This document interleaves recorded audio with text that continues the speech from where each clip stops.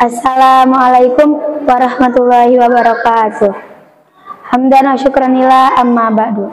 Puji dan syukur marilah kita panjatkan kepada Allah Subhanahu wa taala. Salawat bertangkaikan salam semoga tercurah kepada junjungan kita yakni al habibana wa nabiyana wa maulana Muhammadin sallallahu alaihi wasallam. Hai sobat muslim, pada kesempatan kali ini saya akan mengisi waktu luang kalian dengan kultum Ramadan yang berjudul Hikmah Bepergian Mudik. Hadirin yang berbahagia, setiap manusia pasti pernah dan akan senantiasa melakukan aktivitas bepergian atau safar, meski satu dengan yang lainnya mungkin berbeda kuantitasnya.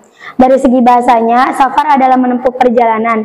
Uniknya, kata safar juga mempunyai asal kata yang berarti tampak atau menampakkan. Nah, dari akar kata inilah kita bisa menyelami lebih jauh tentang hikmah safar. Ibnu Munzir dalam kitab Lisanul Arab menjelaskan bepergian dinamakan safar karena dengan bepergian seorang musafir akan dikenali akhlaknya sehingga akan jelas sifat-sifat yang tersembunyi dalam diri mereka. Adapun dalam istilah fikih, kata safar diartikan dengan keluar meninggalkan kampung halaman dengan maksud menuju suatu tempat ke tempat tertentu yang membolehkan seseorang yang bepergian untuk mengqashar sholat. Aktivitas safar sejatinya adalah momentum bagi seseorang untuk meningkatkan iman dan ketakwaannya. Selain itu juga menambah jaringan, pelajaran, dan pengalaman dalam kehidupan. Berikut beberapa hikmah safar yang seharusnya kita renungkan sebelum melakukan perjalanan. Pertama, meningkatkan rasa syukur kepada Allah Subhanahu wa taala. Karena Ialah yang menjadikan bumi itu terhampar dan menundukkan lautan sehingga bisa dilewati oleh manusia. Apa jadinya jika permukaan bumi adalah bukit dan lembah yang terjal atau lautan seluruhnya adalah gelombang besarnya yang menjulang tinggi? Allah Subhanahu wa taala berfirman dalam kitabnya yang mulia, Bismillahirrahmanirrahim. Wallazi ja'ala lakumul arda zalulan famshu fi manakibiha wa kulu min rizqihi wa ilaihin nusyur. Artinya, Dia yang menjadikan bumi itu mudah bagi kamu, maka berjalanlah di segala penjurunya dan makanlah sebagian dari rezekinya. Dan yang menciptakan semua yang berpasang-pasangan dan menjadikan untukmu kapal dan binatang ternak yang kamu tunggangi, supaya kamu duduk di atas punggungnya, kemudian kamu mengingat nikmat Tuhanmu apabila kamu telah duduk di atasnya, dan supaya kamu mengucapkan, Maha Suci Tuhan yang telah memberikan semua ini bagi kami, padahal kami sebelumnya tidak mampu untuk menguasainya. Quran Surat Az-Zukhruf ayat 12-13. Kedua, menambah teman, saudara, dan memperluas rezeki.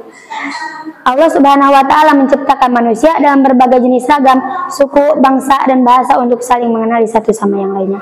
Lihat Quran Surat Al-Hujurat ayat 11, terlebih bagi seorang muslim yang telah diikat dengan kesatuan akidah. Semestinya harus lebih bersemangat untuk mengenal kaum muslimin di belahan bumi lainnya. Karenanya aktivitas bepergian adalah hal yang berkah jika diniatkan untuk menambah teman dan saudara. Selain itu juga akan menambah rezeki tersendiri. Bahkan sudah menjadi kebiasaan sejak zaman dahulu bagaimana manusia saling bepergian ke satu tempat ke tempat yang lainnya untuk tujuan khusus berdagang. Nah, alangkah indahnya ketika Al-Quran menggambarkan kebiasaan-kebiasaan orang Quraisy sejak dulu kala yang membagi dua musim untuk melakukan serangkaian perdagangan yang berbeda. Musim dingin mereka pergi ke Yaman dan musim panas mereka pergi ke arah Syam. Quran Surat Quraisy, Allah Subhanahu wa taala telah mengisyaratkan perintah kepada kita untuk memperluas wilayah rezeki kita dengan melakukan perjalanan bertebaran di muka bumi.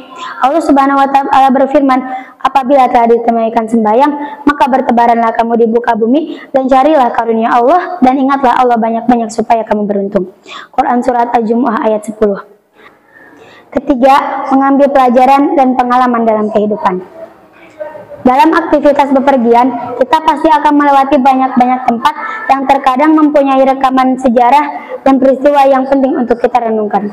Setiap tambahan, peristiwa, dan kisah harus menjadi bekal bagi seorang beriman untuk meniti dan melangkah kehidupan yang akan datang. Contoh sederhana saja, terkadang di tepi jalan kita melihat monomen mobil korban kecelakaan yang sudah tidak berbentuk lagi. Otomatis dengan hal tersebut membuat kita beristighfar dan memperlambat laju kendaraan. Lebih berhati-hati untuk melanjutkan perjalanan selanjutnya. Allah Subhanahu wa taala mengingatkan kepada kita untuk mengambil pelajaran dari setiap perjalanan kita. Maka apakah mereka tidak berjalan di muka bumi? Lalu mereka mempunyai hati yang dengan itu mereka dapat memahami, atau mempunyai telinga yang dengan itu mereka dapat mendengar. Allah Subhanahu wa taala telah mengingatkan kepada kita tentang mengambil pelajaran dari setiap perjalanan kita. Maka apakah mereka tidak berjalan di muka bumi? Dan dengan itu mereka mempunyai hati yang dengan itu mereka dapat memahami, atau mempunyai telinga yang dengan itu mereka dapat mendengar. Karena sesungguhnya bukanlah mata itu yang buta, tetapi yang buta ialah hati yang ada di dalam dada. Keempat, melatih kesabaran dan menempa Allah kita.